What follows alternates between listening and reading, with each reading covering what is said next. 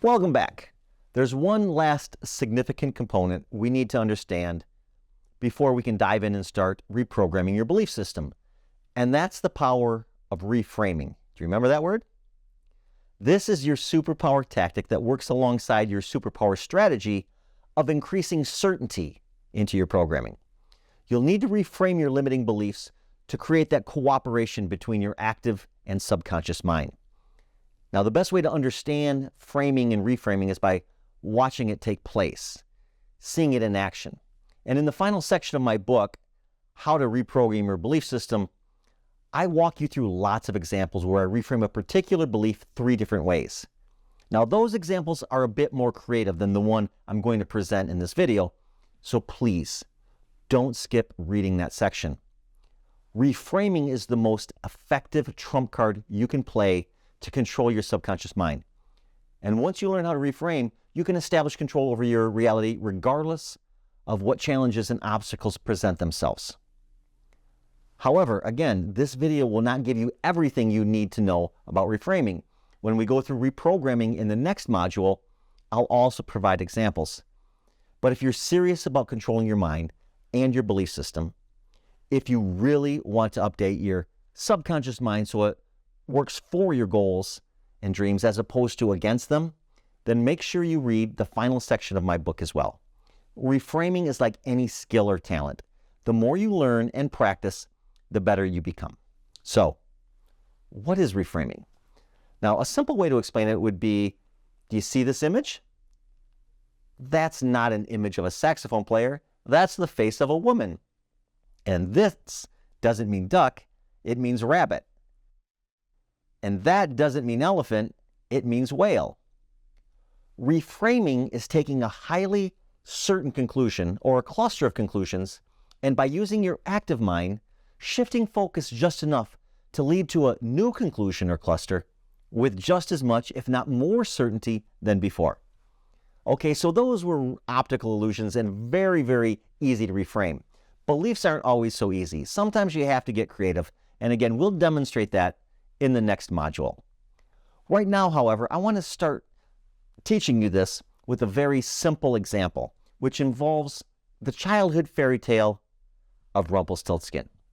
Now, I'm not speaking of the Rumpelstiltskin character from the ABC Once Upon a Time TV show. I'm speaking of the original fairy tale. And if you can't recall the entire story, that's okay. Don't worry about it. I'm going to rehash it in a moment. But what I want you to do at this moment, I want you to kind of recall this story and simply answer this question from whatever information you can scrape from your memory. Are you ready? Was Rumpelstiltskin a good guy or bad guy? Think about it for a moment until you can answer the question. Now, your answer is a conclusion, which means it's a belief. It's a belief you have about Rumpelstiltskin. Now, you may or may not have a lot of certainty in that belief, but I want you to pick whichever side most resonates with your recollection. Was he good or bad? Okay, good. So you should have one of 2 possible conclusions. Rumpelstiltskin was good or Rumpelstiltskin was bad. And that is the exact same question I asked various other people without them knowing why. Was Rumpelstiltskin a good guy or a bad guy? Bad guy. Was Rumpelstiltskin a good guy or a bad guy? Bad guy. Do you know why he was a bad guy? He just wasn't very nice. Was Rumpelstiltskin a good guy or a bad guy? Bad. That moment, as a little kid, he was a bad guy. Rumpelstiltskin. I think he was mischievous. But I think he was a bad guy. Bad guy. A good guy or bad guy? Bad. If I remember correctly, I think he was a good guy. So for all of you who believe Rumpelstiltskin was a bad guy, let me retell the story. And I promise I'm not going to change any of the facts of the original story. I'm simply going to highlight some of the points that weren't originally given proper focus.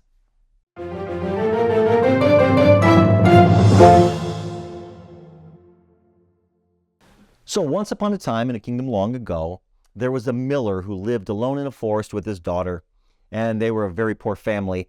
And the king went hunting one time and was coming about into this forest, and the miller thought, hey, this would be a great opportunity to meet the king and maybe gain favor with him. So the miller went out and actually met the king, and he told him that I have a daughter, and the daughter has many talents of which you would probably be interested. And the king said, well, what talents does she have that would interest me? And the miller lied, and he said, oh, my daughter can spin straw into gold. Now, obviously, that was bullshit. But the miller tells this to the king, and the king's eyes get wide. He says, bring your daughter to the palace tomorrow. So the next day, the father takes the daughter to the king's place, and the king basically arrests the girl and throws her in this room with straw. And he tells her, listen, what I want you to do is I want you to spin the straw into gold before tomorrow, and if you don't, I'm going to kill you. Now, at this point, you would think the father would be like, oh, wait a second. No, don't. I was lying. I'm sorry, king. It was my fault. My daughter is innocent. Please, I just made that story up. But no, we don't know that happened. So this poor girl is locked in this room, and she starts crying because obviously she can't spin the straw into gold. And suddenly this little magical figure appears, we don't know if he's necessarily deformed, but he's smallish, and he's this magical figure. And it's Rumpelstiltskin, and he asks the girl, he says, why are you crying? And she explains the situation. He says, well, I could spin this in the gold. Is there anything you could give me to do that for you? And she says, oh, well, I have this necklace. So Rumpelstiltskin works his magic, spins the straw into gold. Morning comes. She gives him the necklace. He disappears. The king shows up and is ecstatic. This is amazing. So what does he do? Instead of thanking the girl, he grabs her. He takes her and throws her into the next room. Bigger room, more straw. Tells her again, spin the straw into gold or I'm going to kill you. Great king, by the way. So a girl starts crying again. Rumpelstiltskin magically appears again somehow, asks her what's wrong. She tells him again. He says, I can do this for you. Is there anything you could give me for me to do this? And she says, well, I have this ring. And so Rumpelstiltskin says, okay. So he spins the straw into gold before morning. She gives him the ring. He disappears, goes on his way. King shows up. This is amazing. What's he do? He takes the girl to the largest room of the three, filled with way more straw, and says, okay, here's the deal. Spin this into gold by morning, and if you do, you know what? You're the type of woman I think I'd like to marry. You'd be like maybe be good queen material, and so I'll marry you. If you don't, I'll kill you. So again, great king there. But of course, she doesn't know how to spin the straw into gold, so she starts crying. Rumpelstiltskin shows up again. She tells him the story, and he says, well, is there anything I can do it? Of course, you know that. Is there anything you could give me and I'll do it? And she's like, oh, I'm out of everything. I gave you my necklace. I gave you my ring. But again, if I do this, I will be queen. And, so I can give you something. He says, okay. He says, I tell you what if you gave me your firstborn child? If you do that, I will spin the straw into gold. Now, the girl doesn't have any choice, so she agrees to it. And this is where usually the story of Rumpelstiltskin gets really kind of off track because everybody's thinking, oh, what a creepy guy there. Well, we don't know Rumpelstiltskin's life. He's obviously a magical creature, but he's obviously this kind of deformed thing that comes in and out of rooms. He's a weird, a strange being, it's described in the story. And he also, we find out later, he lives alone in the forest. So there is a chance that Rumpelstiltskin obviously can't get married, can't have children, and there's also a chance that he's all alone in the world. And so there is this possibility that he needs a child that he can raise, and by raising the child will accept his deformities, his peculiarities, and so forth, and Rumpelstiltskin can have love in this world. So there is that chance there, but we don't know about any of this. We just know that he offers that, she accepts it, and he spins the straw into gold, and the king comes and he marries her. Now, in a couple years, they have a baby, and then Rumpelstiltskin shows up and says, hey, I'm here for the payoff on that deal we made. And the queen, the girl, is like, no. She breaks her promise. She breaks the deal at this moment. Now, of course, it's her baby, but he's kept up his deal each and every time, and he shows up for his payment, and she says no. So what does Rumpelstiltskin do? Does he kill her and steal the child? Does he kidnap the baby? No. No, he says, okay, well, let's make another deal. How about this? I'm going to give you 3 days to guess my name. If you can guess my name, we're done. That's fine. guess my name, the baby's yours, I'll go on my merry way. But if you don't, I get the baby like we originally agreed. What happens? The queen, this time, agrees again, goes into a business deal with Rumpelstiltskin again, and says, yeah, okay. So, he comes today, she guesses some names, it's not him. By day 3, she's panicked, she's going to lose the baby, so she dispatches all these messengers about the kingdom to come up with the strangest names, and one of them sees Rumpelstiltskin in the forest at night, dancing by himself, singing his name, and so he takes that back to the queen. On the 3rd day when Rumpelstiltskin shows up, the queen guesses his name. He gets so frustrated and angry that different stories have different endings on this. One, he like stomps his foot into the floor, and then he grabs his other foot and he rips himself in half. Another one, he falls into a big cavern and he disappears. Anyway, Rumpelstiltskin is gone. He never seeks revenge. He never goes back and tells the king like, hey, it wasn't her. She lied to you the whole time. She and her father have been deceiving you. I spun the gold.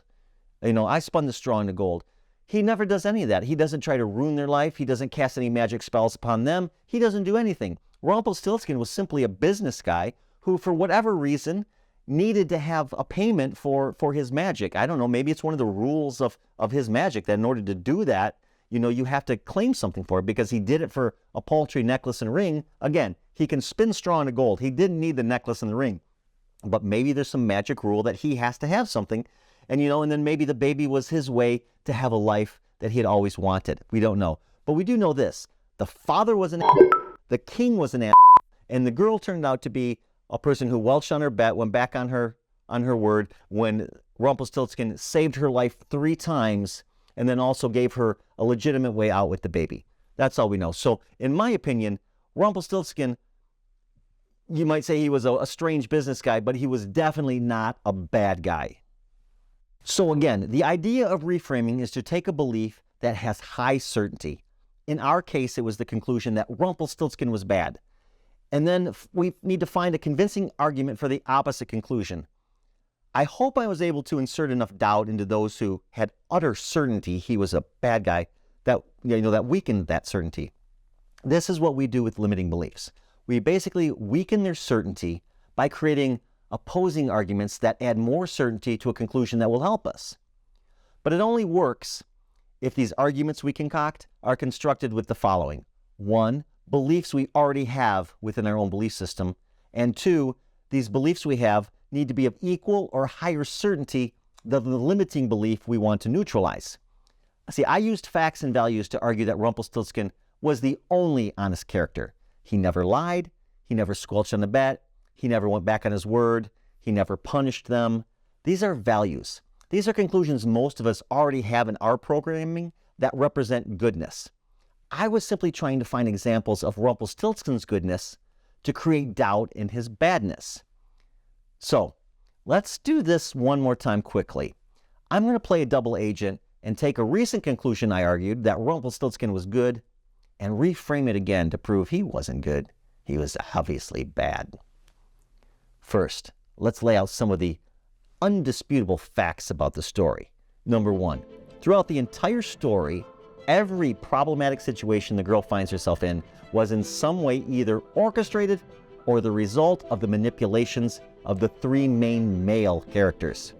Number 2, each of these 3 main male characters who encounter her demand something unreasonable from her, and they do that for their own gain. And number 3, the girl's only act of defiance throughout the whole story was standing up for the right to keep her baby. Okay, so now let's focus on Rumpelstiltskin for a minute. Clearly, he's a magical being. We know at the very least he can spin straw into gold. Now, why he doesn't do this to simply help a girl who's in mortal danger is unclear. He obviously doesn't need her ring and her necklace for monetary payment if he can literally transform straw into gold. But as we mentioned before, who knows? Maybe this magic has certain rules associated with it, and one of those rules is he can't perform on behalf of humans without some form of payment. Fair enough. In his defense, let's just say that may be the case. But it's also obvious, if that is one of the rules of this magic, it doesn't require immediate payment. A baby would take a minimum of 9 months to be born, so he could have asked for some other payment after she became queen, but he doesn't. he asks for the one thing that's priceless to any mother, knowing she can't refuse him. Now, some may argue, as I just did minutes ago, that he possibly wanted the child because he was all alone in the world. You know, raising the child, the child would have accepted his deformities or his unusual appearance and perhaps given Rumpelstiltskin the one thing he never had, love. But arguing he was never loved is pure conjecture. There's lots of doubt there. I would say that belief would have the certainty of maybe an opinion at best.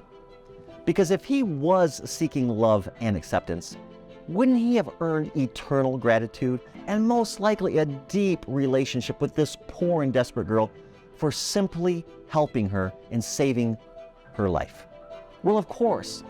The girl had a dirtbag for father, and she had to marry an king who threatened 3 times to kill her. I'm pretty confident that had Rumpelstiltskin simply bargained for her friendship, she would have gladly given it.